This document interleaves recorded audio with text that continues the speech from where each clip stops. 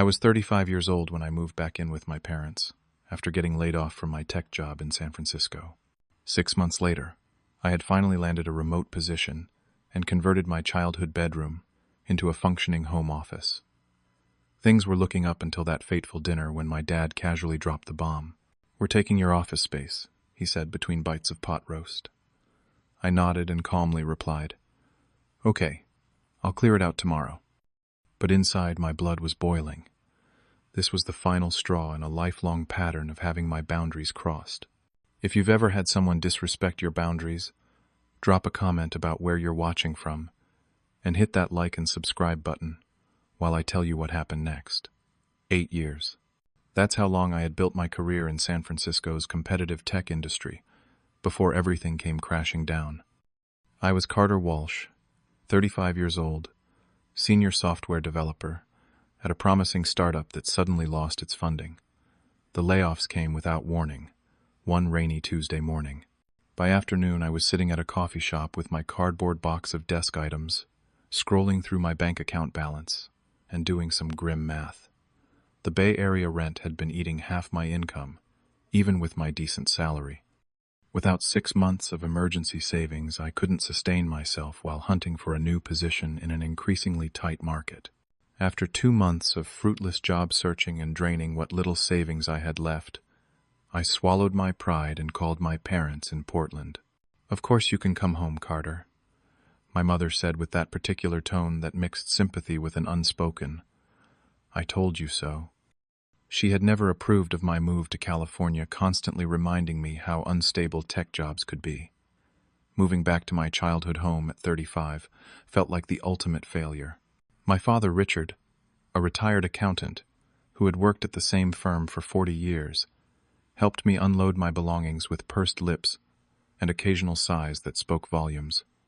My mother, Margaret, fluttered around rearranging furniture in my old bedroom to accommodate my work setup despite my assurances that I could handle it myself.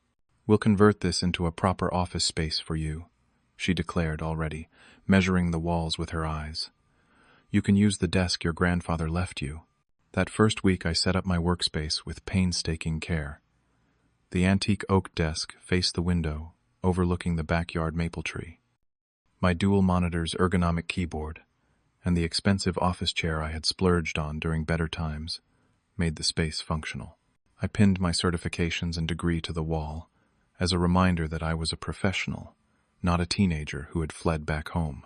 For months I applied to hundreds of positions, endured dozens of interviews, and weathered countless rejections. My parents tried to be supportive in their way, though their version of support often came with unsolicited advice. "Have you considered accounting? It's a stable field," my father would suggest over breakfast. "Your cousin Sarah's husband works at that insurance company downtown." Should I call her, my mother would offer. While doing laundry, she insisted on including mine, and despite my protests. I had sacrificed everything to rebuild my apartment with the view of the Golden Gate Bridge, my social circle of fellow developers, the woman I had just started dating, who understandably wasn't interested in a long-distance relationship, with someone living with his parents. My independence, my dignity, my routine, all gone as I adapted to my parents' schedule preferences and subtle control. When I finally landed a remote position with a promising startup based in Austin, I felt the first glimmer of hope in half a year. The salary was lower than my previous job, but it came with growth potential and the flexibility to work from anywhere. For now, anywhere meant my childhood bedroom converted to an office, but I had plans to save enough for my own place within 6 months. That evening, I shared my good news over my mother's pot roast dinner, explaining the company's innovative approach and my role in developing their new platform. "That's great, son," my father said without looking up from his plate. Then, after a beat of silence, he dropped his bombshell. "By the way, we're taking your office space. Your mother wants to set up her sewing room there." The pot roast turned to cardboard in my mouth. I stared at him, waiting for more explanation, but he simply continued eating as if he had commented on the weather. "Richard, we agreed to discuss this together," my mother said, shooting him a look. "No time like the present," he replied with a shrug. "Carter's got that new laptop. He can work from anywhere, right, son?" I felt my face flush and my stomach drop. 6 months of rebuilding, of carefully creating a space where I could function professionally dismissed in a single sentence. I knew that tone. It was the same one he had used when informing me that my baseball trophies had been given away, or when my comic book collection had been donated during college without my knowledge. The old familiar pattern emerged automatically. Avoid conflict. Keep the peace. Don't rock the boat. Okay, I'll clear it out tomorrow. I heard myself saying, my voice steady, despite the storm brewing inside me. After dinner, I drove aimlessly around the neighborhood, eventually parking at Laurelhurst Park, where I used to play as a kid. Sitting in the dark, watching occasional joggers pass under streetlights, I wondered how at 35 years old, with a master's degree and nearly a decade of professional experience, I still couldn't stand up to my father. The next morning I woke before sunrise, a habit from my San Francisco days that my parents found irritating. Nobody needs to be up at 5:30. My father had complained multiple times despite the fact that I moved through the house like a ghost. I was making coffee when I heard them talking in their bedroom, the door ajar, as my mother got ready for her book club. He took it better than I expected, my father said. No argument at all. Well, it is our house, Richard. But I still think we could have given him more notice. He just started that new job.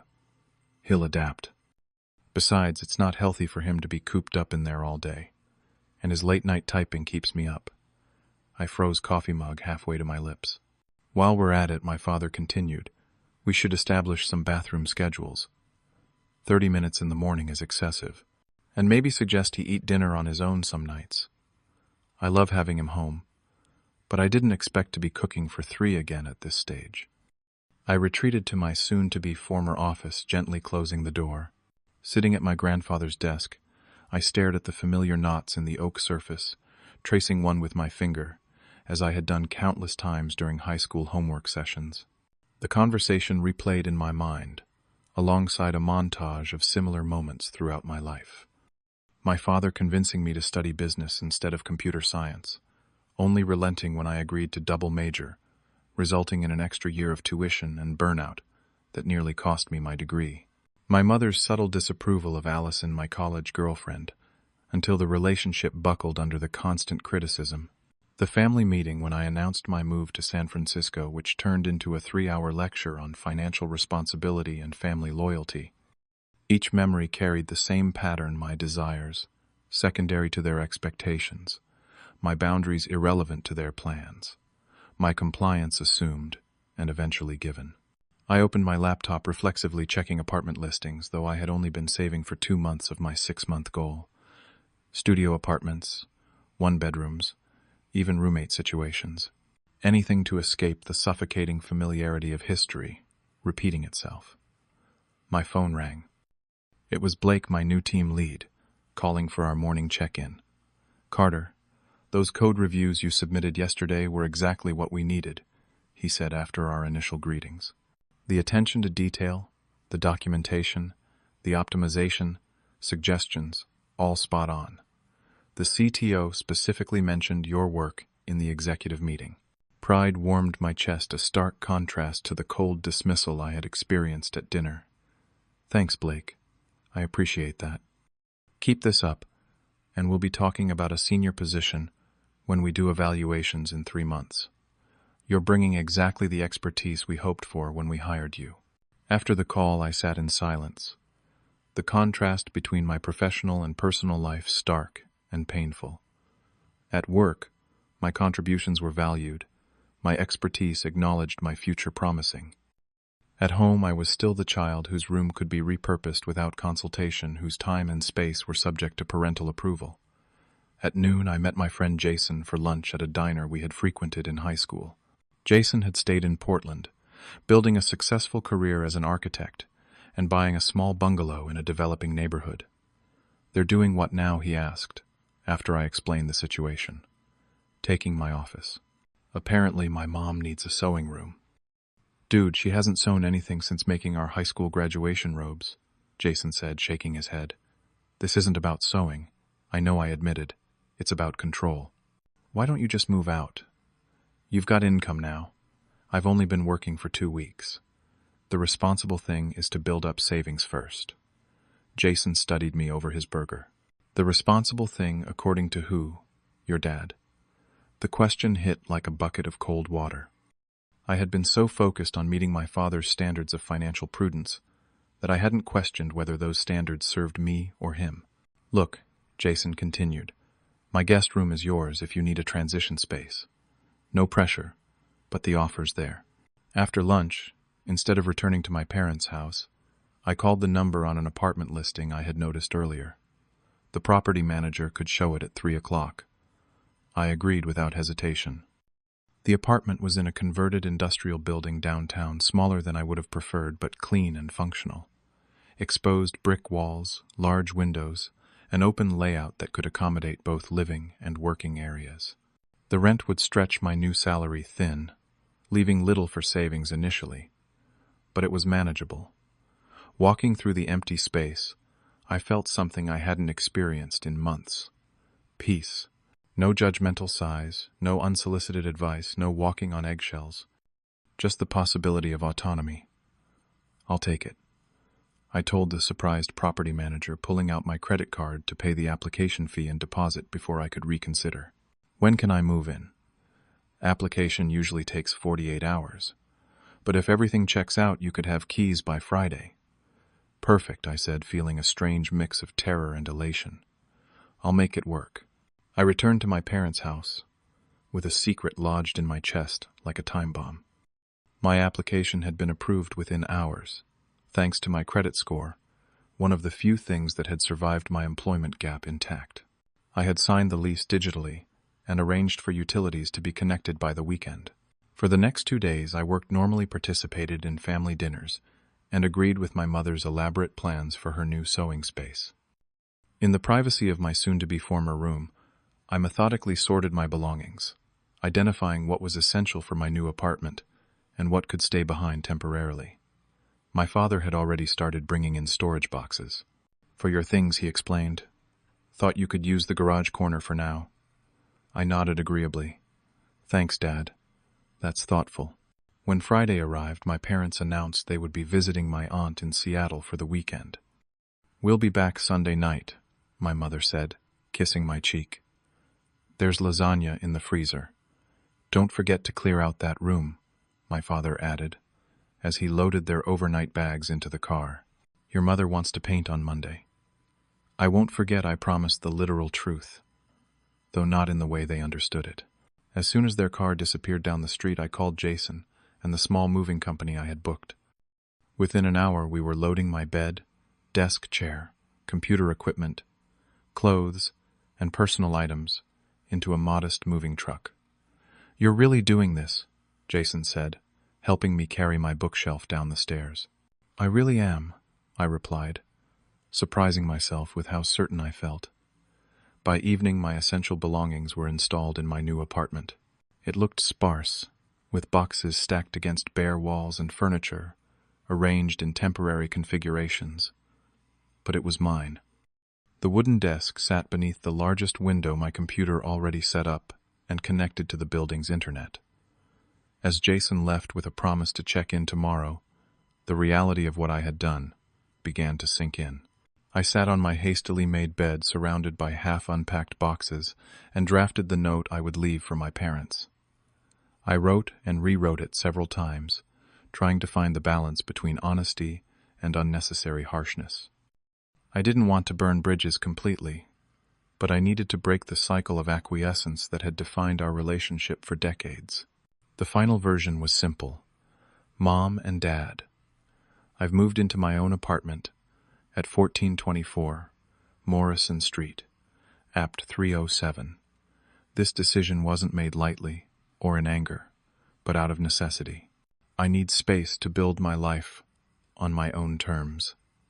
I'll call next week, once we've all had time to process this change. Carter. I drove back to their house one last time, placed the note on the kitchen table, and took a final look around the home where I had grown up. The empty space where my desk had been, the walls now bare of my certificates, the closet cleared of my clothes. It felt both sad and liberating, like shedding a skin that no longer fit. That first night in my new apartment was a strange mixture of exhilaration and doubt. The unfamiliar sounds of downtown Portland drifted through my windows.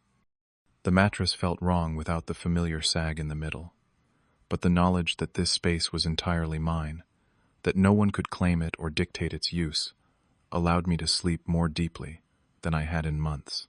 Sunday evening, my phone exploded with notifications. 6 missed calls from my father, 4 from my mother, voicemails ranging from confused to concerned to angry. "Carter, we're home. Where are you? Where's your stuff? Call us immediately." My mother's voice high and tight. "This is completely irresponsible. Call me back right now." My father, each word clipped and controlled. "Sweetie, we're worried. Please just let us know you're okay." My mother again, tears evident in her voice. "You think this is mature behavior, running off without a word. After everything we've done for you, call me back, Carter. We need to discuss this like adults." My father's final message, anger barely contained. Text messages followed a similar pattern, escalating in urgency and emotion. I read them all but didn't respond. I needed time to formulate my thoughts to break the pattern of reactively appeasing them. Monday morning, I logged into work early, determined to maintain my professional momentum despite the personal upheaval. I was deep in code review when my office phone rang with the front desk security. "Mr. Walsh, there are 2 people here insisting on seeing you. They claim to be your parents. They seem quite upset." My stomach dropped. "I'll come down." In the lobby of the converted warehouse that housed several small tech companies, my parents stood like displaced tourists. My father paced aggressively while my mother clutched her purse, eyes red-rimmed and searching. "Carter," she cried when she saw me rushing forward for a hug that I accepted stiffly. "What the hell is this?" my father demanded, waving my note. "You disappear without a word. Take your things. Leave some cryptic message." I left a clear message with my new address. I replied, keeping my voice even, and I said I'd call this week. "This is how you repay us. After we took you in when you had nowhere else to go, the familiar guilt tactics deployed in public, where I would normally back down to avoid a scene." "Richard, please," my mother said, looking around at the curious onlookers in the lobby.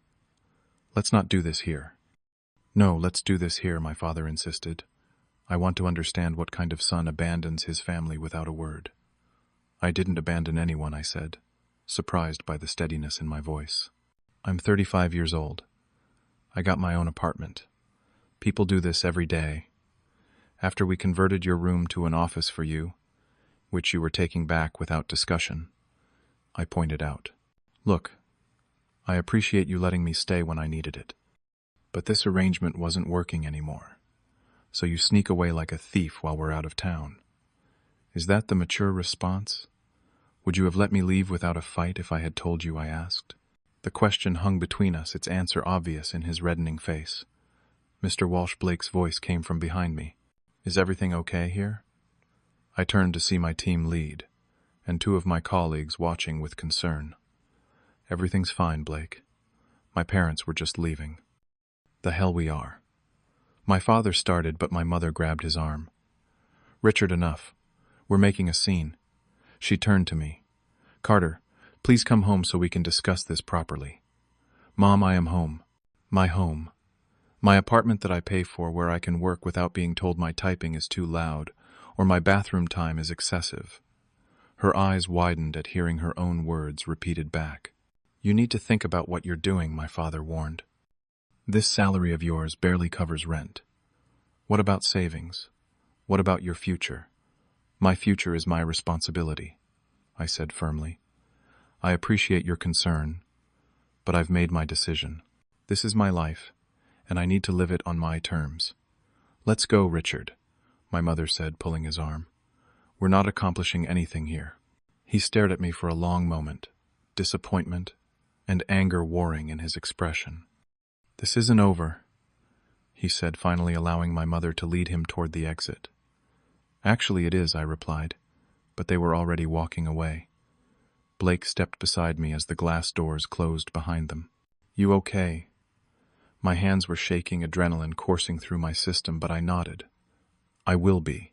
1 month after moving into my apartment, I sat at my desk by the window, watching the early morning light illuminate the brick buildings across the street.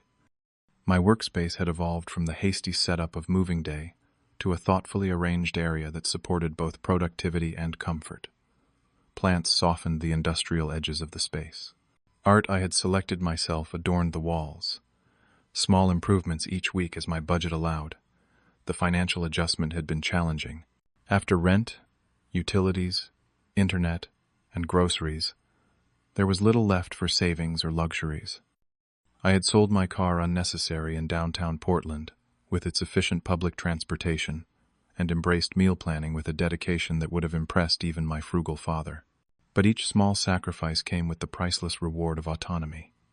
My work had flourished without the undercurrent of tension that had permeated my parents' house. Blake had already hinted at the promised promotion, impressed by my consistent output and creative problem-solving. I had developed a routine that suited my natural rhythms, rather than conforming to others' expectations early mornings, for complex coding midday, for meetings evenings, for learning new technologies. 2 weeks after the confrontation at my office, my mother had texted asking to meet for coffee. I suggested a cafe halfway between my apartment and their house-neutral territory. She arrived looking smaller, somehow less certain of her authority. "Your apartment is downtown?" she asked after initial awkward greetings. "Yes, in the old Pacific building. It's been converted to lofts. Is it safe there?" The familiar concern with its undercurrent of criticism. I chose not to engage. "It's perfectly safe. I like being able to walk to restaurants and parks." She nodded, twisting her napkin. "Your father is still very upset." I gathered that from his silence. "He feels betrayed, Carter. We both do. We opened our home to you. And I'm grateful for that," I said carefully. But it was becoming clear that we have different expectations about adult children living at home. We only wanted what was best for you. "I know you believe that, Mom. But what's best for me is making my own decisions, even if you disagree with them." She looked out the window, blinking rapidly. "We worry about you. That's what parents do. But worry doesn't give you the right to control my life." "Is that how you see it? Control? Taking my office without discussion, planning bathroom schedules, complaining about my work hours. What would you call it?" Her eyes widened. "You heard that conversation." "I did." She had the grace to look embarrassed. "We didn't mean for you to hear that. That's not the point, Mom. The point is that I'm an adult who temporarily needed help, not a teenager who needed managing." The conversation continued in this vein, uncomfortable but necessary. By the end, we had reached a fragile understanding. She would respect my choice to live independently. I would join them for Sunday dinner twice a month. Small steps toward a healthier relationship. My father took longer to come around. 3 weeks of silence, followed by a terse text message. "Your mother says the apartment is adequate. Hope work is going well." Not an apology, but an opening. I responded with equal brevity. "Apartment is great.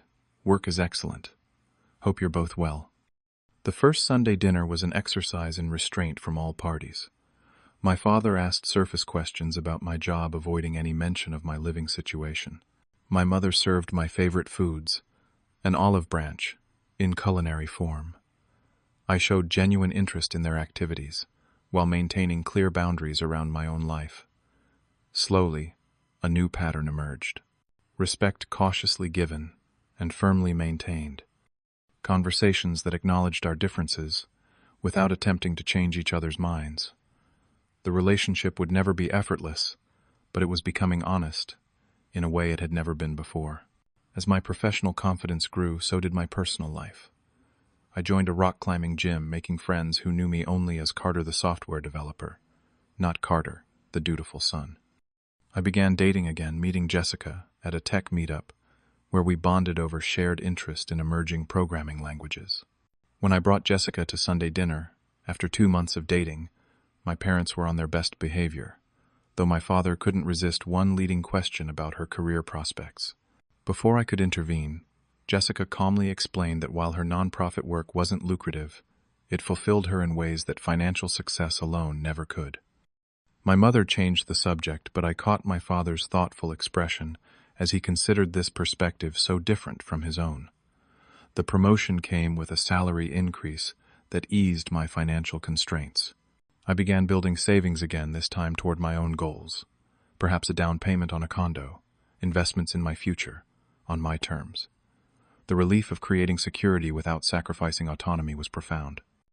1 year after my abrupt departure, I helped my parents rearrange furniture during a visit. In my former bedroom, now genuinely converted to a sewing room, though rarely used. My father paused. "You know I didn't understand at first," he said, adjusting a picture frame with unnecessary precision. "Why you left the way you did." I waited, giving him space to continue. "I thought we were helping you, giving you a chance to get back on your feet." "You did help me," I acknowledged. "But I needed to stand on my own." He nodded slowly. I didn't see the difference. Between supporting and controlling, a beat of silence. "I'm still not sure I do, but I can see now that you're doing well on your own."